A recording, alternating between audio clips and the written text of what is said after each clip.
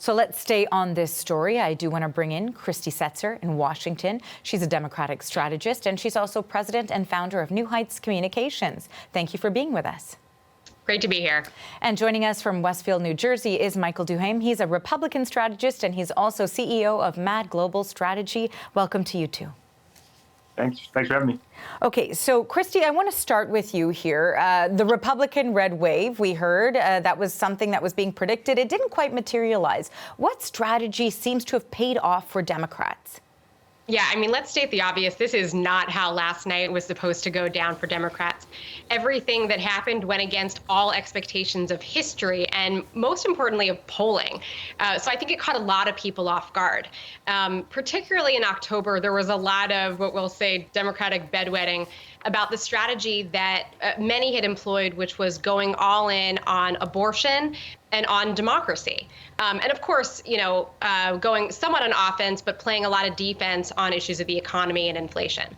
I think that last night really validated that that was the right strategy, that people saw the fact that a right that was taken away from women for the first time in 50 years really mattered to a lot of people. And obviously it played out beautifully. So now, Michael, I want to bring you in on this conversation. I think it is fair to say that it wasn't the night that Republicans had hoped for. And as we approach the final stretch here with results continuing to come in, we're hearing the phrase red ripple instead of red wave. So why do you believe there wasn't the level of success that was expected, or that states like Pennsylvania were flipped? I think candidates matter. And your segment earlier talked a little bit about Donald Trump. He got involved recruiting candidates. You saw a state like Arizona, which frankly Republicans should definitely win in a midterm election like this, losing the governor and the U.S. Senate races. Both candidates are bad candidates who are talking about the past. They're parroting Donald Trump's talks about the election lie. I think in places, in many House races where the focus was on Joe Biden and on inflation and gas prices and such, thinking about the future, Republicans won. It clearly was disappointing for Republicans. And in Pennsylvania, a state that is a very much a purple state, could go either way. There was a bruising primary. Donald Trump endorsed the Republican nominee, and he just frankly couldn't connect with voters. Candidates matter in these races, especially in the U.S. Senate races. So Republicans are happy to take back the House. But you're absolutely right. There was a thought that they would at least pick up 1 or 2 Senate seats to get clear control of the Senate, and that just didn't happen. Now, Christy, you touched on some of the issues that were also on the ballots. These were top of mind for voters. Reproductive rights were on the ballots in several states.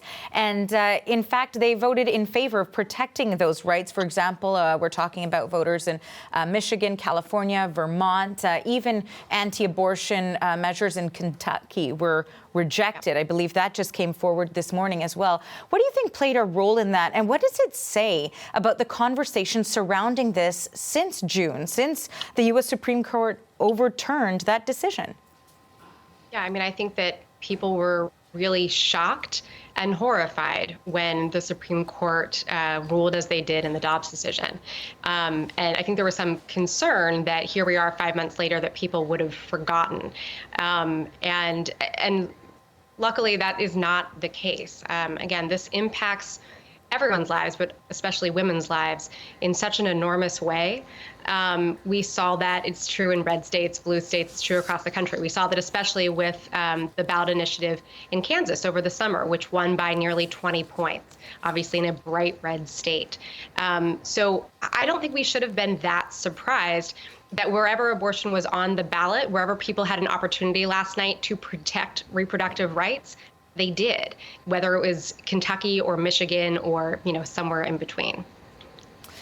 Now, also, you sort of mentioned, Michael, in terms of the influence of the former U.S. President, Donald Trump, the candidates that he endorsed, for example.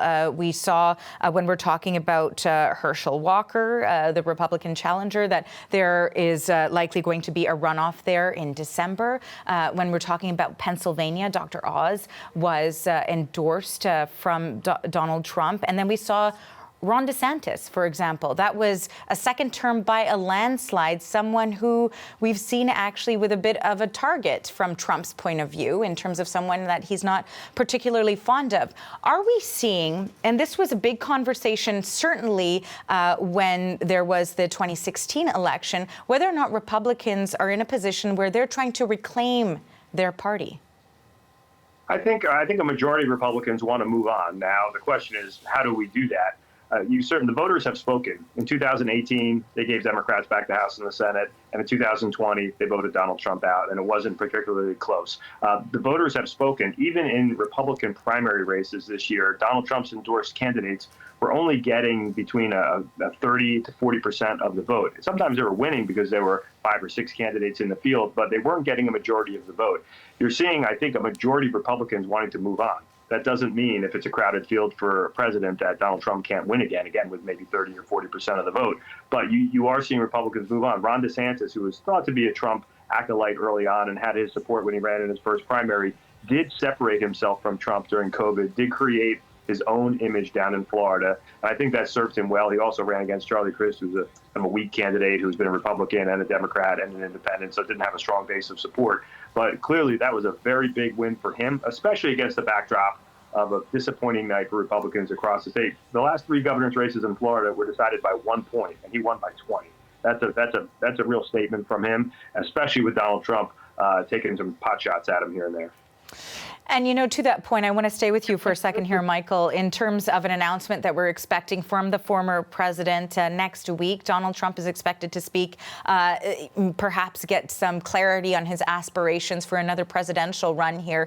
Wondering what impact you think that played on some of the results here, too, or whether or not the results that we've seen so far might impact that announcement that we see next week. I don't think any of the results will impact his announcement. I mean, he'll take credit for everyone who won, and he'll deflect blame for everyone who lost. I don't think it'll affect what he looks at, but I do think his presence impacted the results in a negative way for Republicans last night. Republicans want this race to be about the future. They wanted this to be a referendum on Joe Biden. Frankly, the fact that Donald Trump was part of this was a gift to Joe Biden. The fact that he was out on the trail, the fact that he was already saying negative things about some Republicans when he was out there, was a positive for Democrats. I don't think it was like the significant factor the way it was in 2018 and 2020, certainly, but it was a factor that I think helped Democrats in some places and hurt Republicans in others, especially with some of the candidates that felt they needed to parrot his election lie during their primaries, and then that haunted them in the general election. And finally, I wanted to ask you, Christy, in terms of the road ahead, while we do know that there are still results to come, we know that there is a challenging path forward with the results that are already in place for the current president, Joe Biden. What do you foresee as some of the challenges that will come in the next 2 years? Well, I guess I want to disagree with that a little bit. And I also want to go back to something that Mike said, which is that the majority of the party, he believes, is ready to move on from Donald Trump. I see absolutely no evidence of that. I think that the challenge for the Republican Party and for Mike and reasonable people like him is that, in fact, that's just not the case. In the primaries, the Trumpy candidate won more often than not and then lost in the general, because that's not where America is, but it is where the Republican Party is. I mean, to go back to the issue of abortion for 1 second, no one believes that 11-year-old girls should have to give birth to their rapist baby, except for most Republicans who are running for Congress, right, who back these incredibly extreme abortion bans. They are just wildly out of step with where the public is. So I don't actually agree that there's going to be a huge challenge for Joe Biden right now, who has largely consolidated his party, who's just given them a burst of energy on a night when, again, no one expected Democrats to do particularly well. I think to the extent that, people were expecting that after the midterms, Biden would feel chastened and maybe even preemptively say that he wasn't going to run for re-election. All of that talk is over right now. I think he feels emboldened. I think that the party should feel, and I believe that they should go on the offense. Christy and Michael, thank you so much for this discussion. That's all the time we have at the moment, but thank you both for your thoughts on this today.